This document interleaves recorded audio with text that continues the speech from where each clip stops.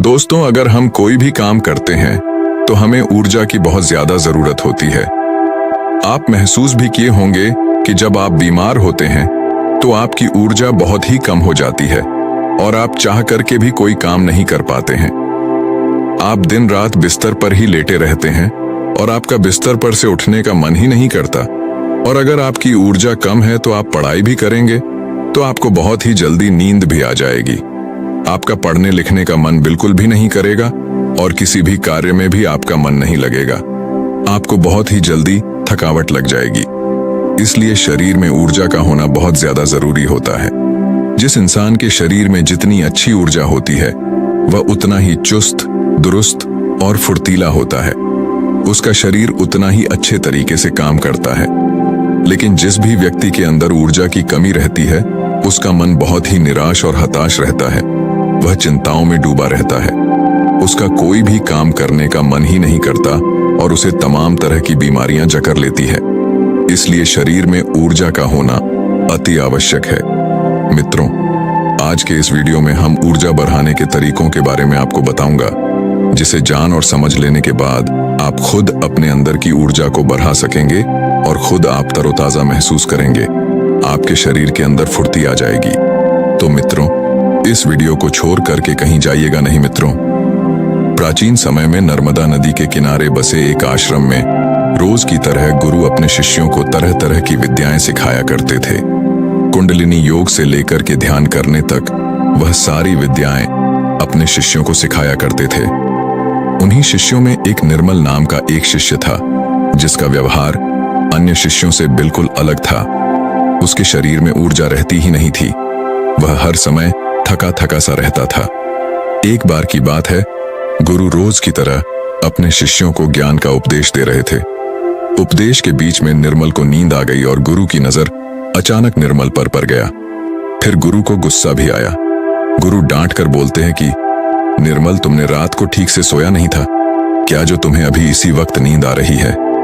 निर्मल घबरा गया और वह तुरंत नींद से जाग गया और फिर कहने लगा कि गुरुवर, माफ कीजिएगा, मैं रात को भी सोता हूं, फिर भी पता नहीं क्यों मुझे हर समय नींद आती रहती है।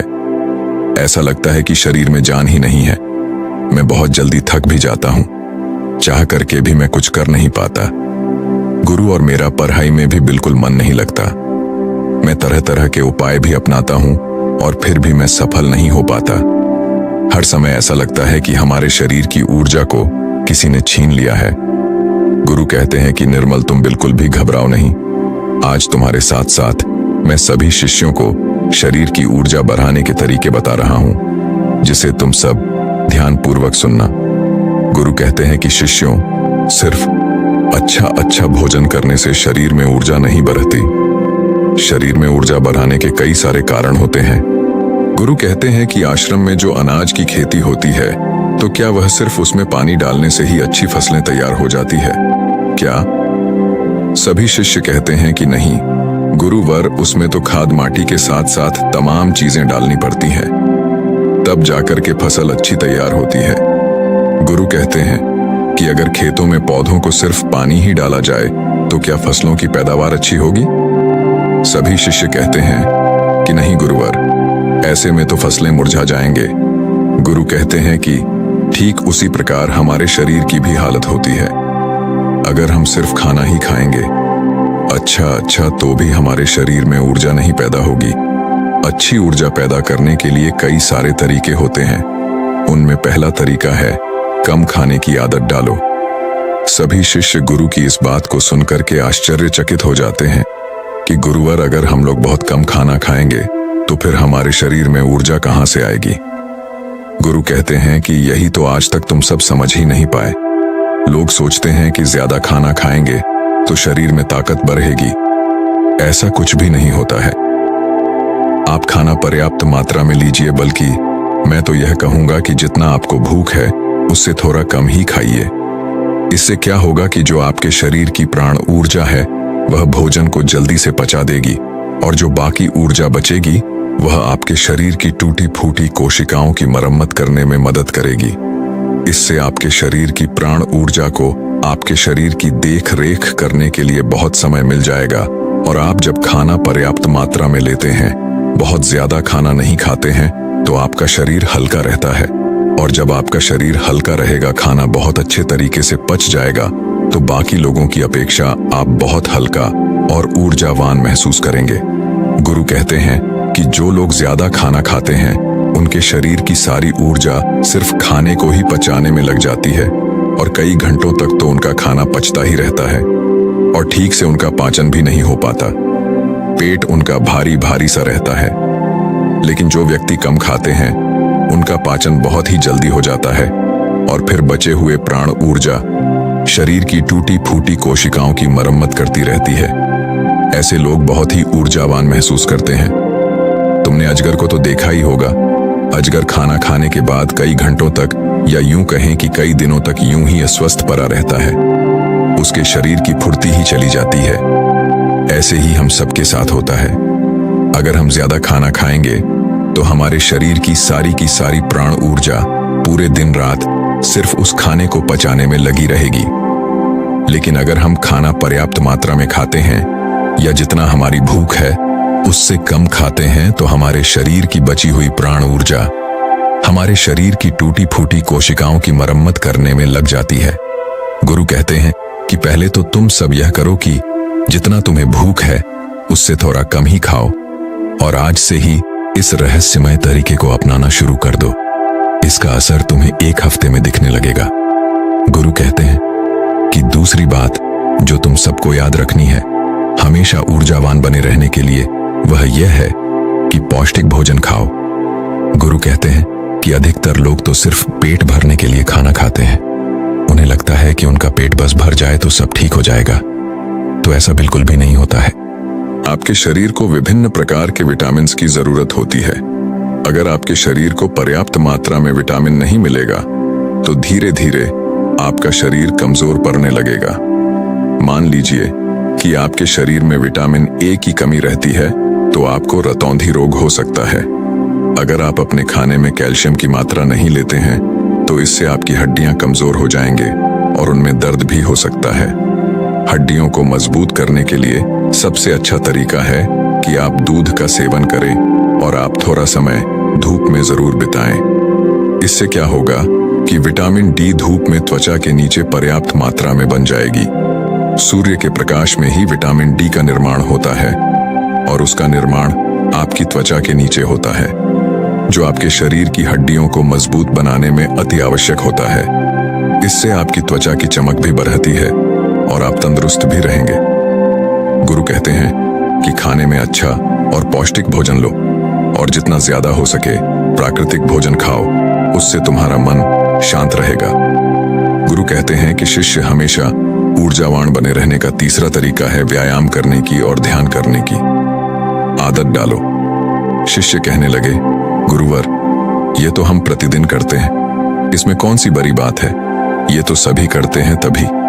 फिर गुरु कहते हैं कि हाँ, बात तुम्हारी सही है, लेकिन अगर व्यायाम को और ध्यान को एक निश्चित समय पर न किया जाए, जब मन में आया तब कर लिए, तो ऐसे करने से कोई मतलब नहीं होता है, बल्कि उसका शरीर पर बुरा असर तुम्हें देखने को मिलेगा। इसलिए सबसे ज्यादा जरूरी यह है कि व्यायाम और ध्यान को एक निश्चित समय में करो। गुरु कहते हैं कि प्रातः के समय व्यायाम शुरू करो, फिर होगा क्या कि तुम्हारे शरीर की ऊर्जा बढ़ने लगेगी और तुम्हारे शरीर में फुर्ती भी आने लगेगी, क्योंकि व्यायाम करने से शरीर के सभी अंग मजबूत होते हैं और उनके कार्य करने की क्षमता भी बढ़ती है। तो इससे तुम दिन में काफी समय तक ऊर्जा से भरे रहोगे, ऊर्जावान महसूस करोगे। जब धीरे धीरे ऊर्जा घटने लगेगी तो फिर अगला दिन आ जाएगा, तो तुम अगले दिन ठीक उसी समय पर व्यायाम करना। तुम्हारा शरीर ऊर्जा से भरा रहेगा। लेकिन सबसे ज्यादा जरूरी यह है कि व्यायाम और ध्यान को एक निश्चित समय पर करना, तभी इसका प्रभाव तुम्हें देखने को मिलेगा। और प्रतिदिन तुम सुबह और रात को जब सोने जाओ तो ध्यान में लीन हो जाओ। ध्यान की ताकत बहुत ही ज्यादा बड़ी होती है। ध्यान से तुम खुद के मन और मस्तिष्क को काबू में कर सकते हो। ध्यान से तुम्हारे शरीर की प्रक्रिया अच्छे तरीके से चलेगी। ध्यान में बहुत ताकत होती है। तुम सुबह और ध्यान की गहराइयों में जरूर जाना। गुरु कहते हैं कि शिष्यों, चौथा उपाय है अपने शरीर की ऊर्जा बढ़ाने का। वह यह है कि तुम्हें चिंता को अपने बस में करना होगा। गुरु कहते हैं कि शिष्यों, अभी तुम सब बच्चे हो, अभी तुम सबको उतनी फिक्र नहीं है, लेकिन जब तुम धीरे धीरे बड़े होने लगोगे तो तुम्हारे ऊपर भी जिम्मेदारियों का बोझ आएगा, तो तुम्हारे ऊपर तमाम कामों का बोझ रहेगा।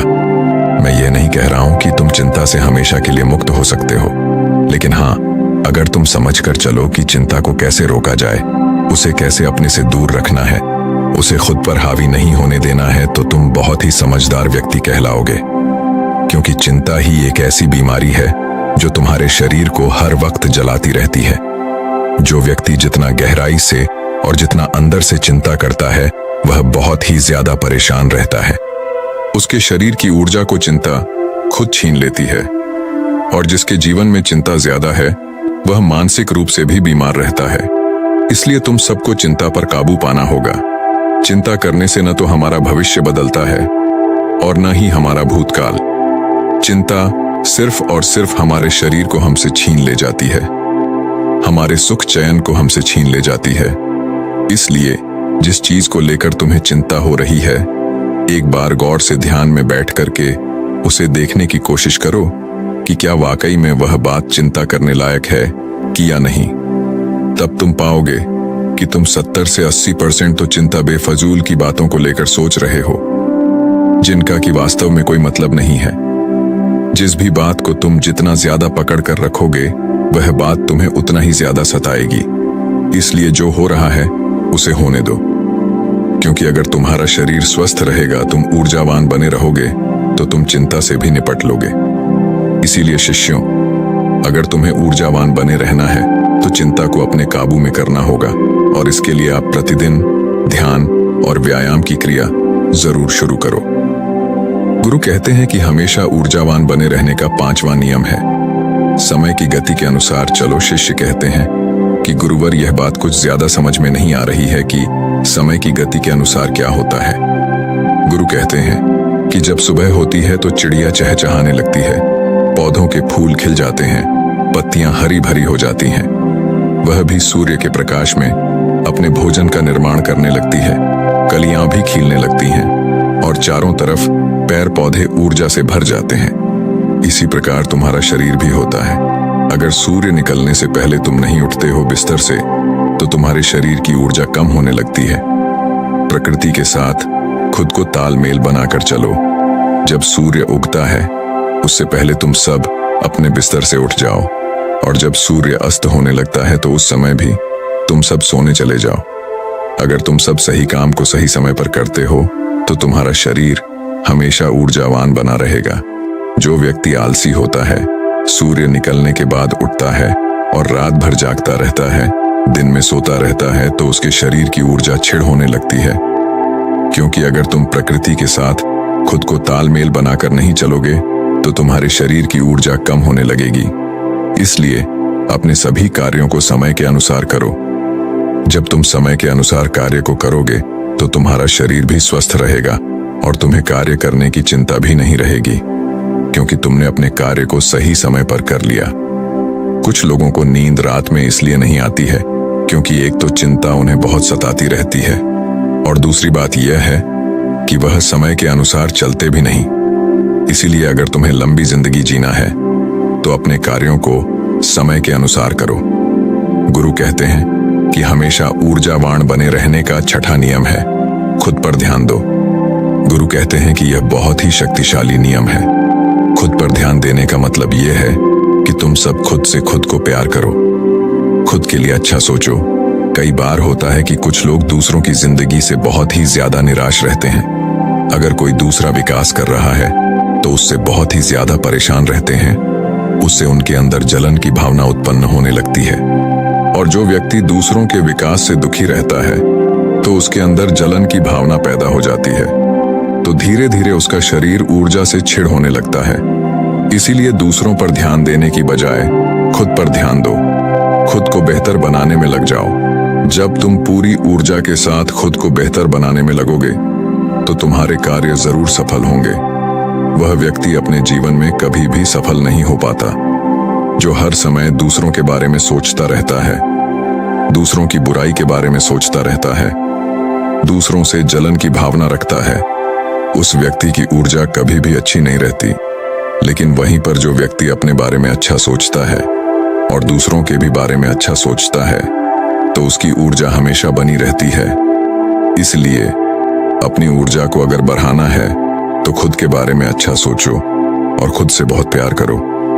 जब कोई इंसान किसी दूसरे व्यक्ति से जलता रहता है तो उसके हार्मोन्स नकारात्मक होने लगते हैं और अच्छे हार्मोन्स कभी भी उसके शरीर से स्रावित ही नहीं हो पाते, जिससे उसकी ऊर्जा कम होने लगती है। लेकिन वहीं पर जो व्यक्ति अच्छा सोचता है, पॉजिटिव रहता है, तो उसके शरीर के सभी हार्मोन्स सकारात्मक तरीके से निकलते रहते हैं, जिससे उसके शरीर में ऊर्जा बनी रहती है। गुरु कहते हैं कि हमेशा ऊर्जावान बने रहने का 7वां नियम है, सकारात्मक रहे। कैसी भी सिचुएशन तुम्हारी जिंदगी में आ जाए, तुम्हें हमेशा सकारात्मक बने रहना होगा। जो व्यक्ति जितना ज्यादा सकारात्मक होता है, उसकी सोच उतनी ही ज्यादा सकारात्मक होती है।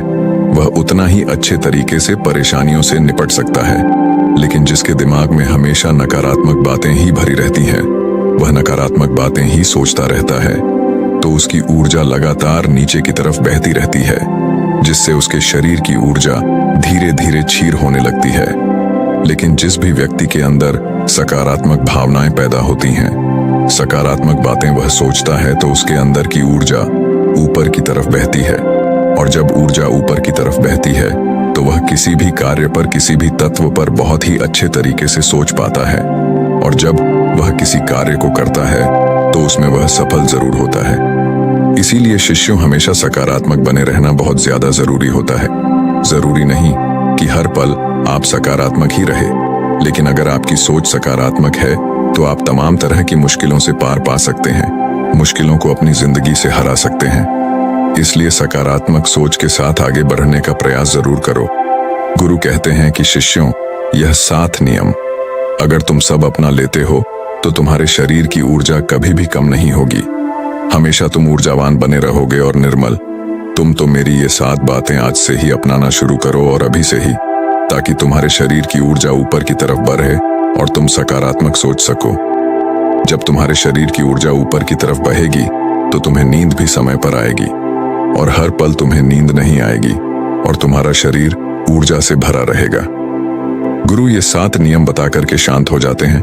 तभी सभी शिष्य खड़े होते हैं और गुरु को प्रणाम करते हैं और उनका धन्यवाद अदा करते हैं, और सब लोग अपने अपने कार्यों पर वापस लग जाते हैं। तो दोस्तों, उम्मीद है इस वीडियो से आपको काफी कुछ सीखने को मिला होगा, और अगर कुछ सीखने को मिला हो तो हमारे इस वीडियो को लाइक, शेयर और चैनल को सब्सक्राइब जरूर कर लीजिएगा, और साथ ही कमेंट में नमो बुद्धाय जरूर लिखिएगा। धन्यवाद।